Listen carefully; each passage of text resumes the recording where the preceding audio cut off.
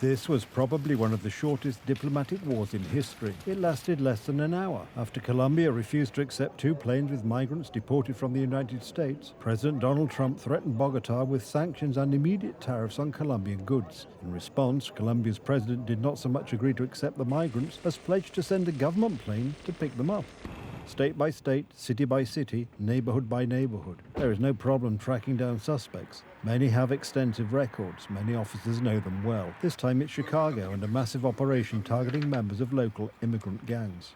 Until now, the services have been essentially powerless. Thefts, burglaries, robberies, despite repeated arrests, it ended at best with brief arrests and return to the streets. Now an illegal immigrant's criminal record is his or her ticket back to his or her country of origin. You're going to see the numbers steadily increase, the number of arrests nationwide as we open up the aperture. Right now it's concentrating public safety threats, national security threats. That's a smaller population. So we're going to do this on priority base, as President Trump's promised, but as that aperture opens, there will be more arrests nationwide. But while the services don't have a problem with the arrests themselves, they arise during the deportation process. Not all countries from which illegal immigrants come want them back. That's what happened in Colombia, where 2 U.S. transport planes were sent last weekend. Authorities in Bogotá did not allow the planes to land, which drew an immediate response from President Trump. I have directed my administration to immediately take the following urgent and decisive retaliatory measures. Emergency 25% tariffs on all goods coming into the United States. In 1 week, the 25% tariffs will be raised to 50%. A travel ban and immediate visa revocations on the Colombian government officials and all allies and supporters. Visa sanctions on all party members, family members and supporters of the Colombian government. After this announcement, even though it was just a social media post, the Colombian president in less than an hour revoked the ban on deportees, apologized for the situation, and pledged to send his own plane to the United States to pick up the deported Colombians.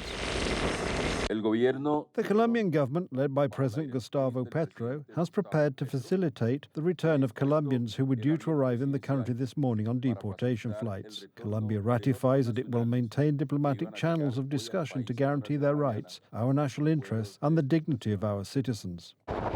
It seems that in Donald Trump's administration's actions, the slogan tariff is becoming not so much an element of economic policy as a tool for the White House to pressure uncooperative partners.